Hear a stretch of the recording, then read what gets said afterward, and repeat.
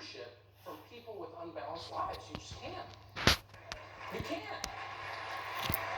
And it's not a matter of knowledge and what the data are. Okay.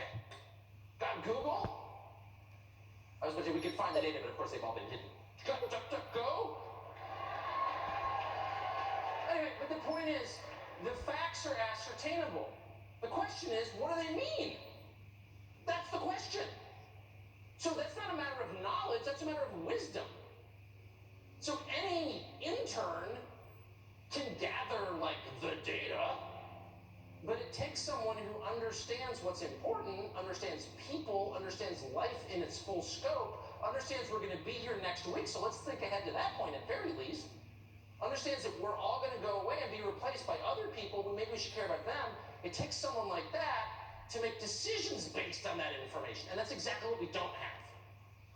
We've got a ton of people who are totally cut off because they live in a hermetically sealed, airless world where they're really, really worried about getting super sick, which I'm sympathetic to that.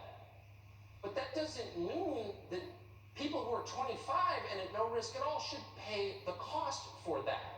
I get that you're concerned,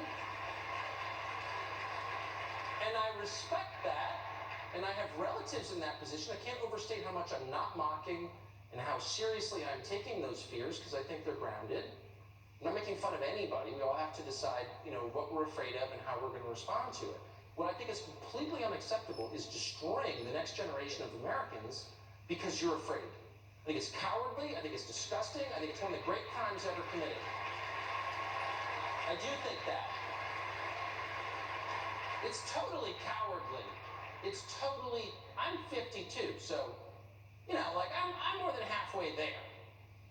And I'd rather leave tonight than see my kids destroyed. Any normal person would. Any normal person would hesitate for 1 second. Not 1 second.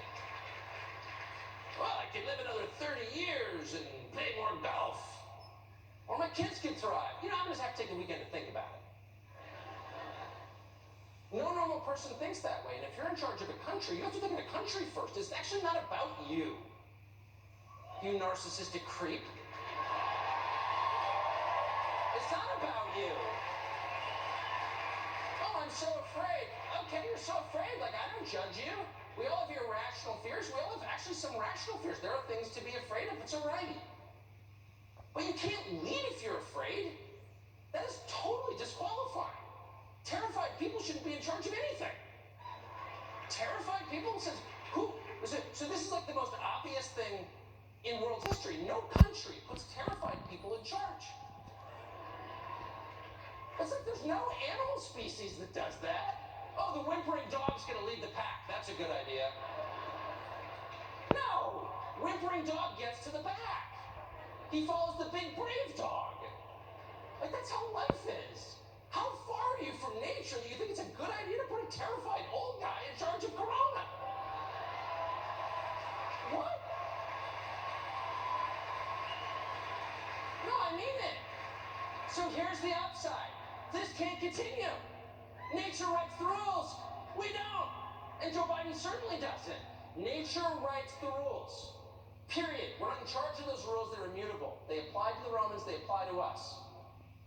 These are the laws of nature. We are subject to them whether we want to. We can't change them. We can't transition out of them. We can't identify as being exempt from them. Because they don't change. They don't care what we think. Nature, God, is outside of our control. We can only respond. That's it. And we can respond wisely, or we can respond foolishly, but we can't pretend we're in charge of it. You spend the night in a snowstorm in your boxers, you're going to die. You can't identify as warm. It will